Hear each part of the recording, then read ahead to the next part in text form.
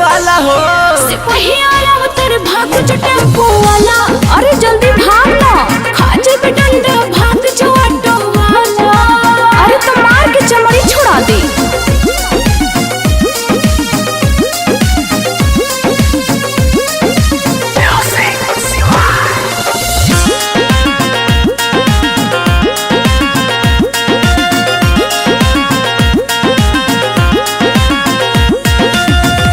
बिना तोहरा के ले न जाई, भले पिठिया पे डंडा हो खाई।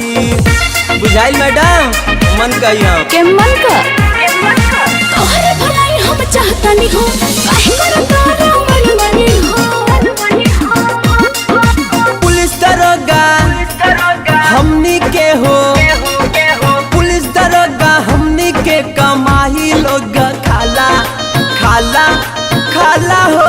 सिपहिया तेरे भाग जो टेम्पो वाला, ढेर नहीं खा बोलो, खा जाए डंडा भाग जो ऑटो वाला।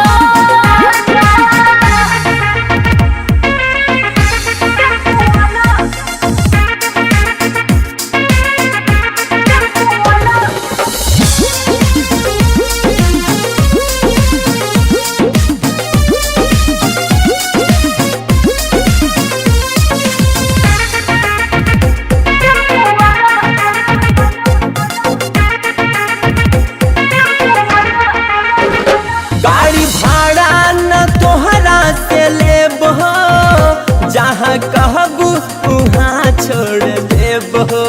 टेंशन मतलब मैडम, जगह पे छोड़ दे तो के। अरे तो ढेर बतियावा मत, जल्दी चलो। अब अगर से तब चला हले हो, नहीं तो मना जो खूब देह गले हो।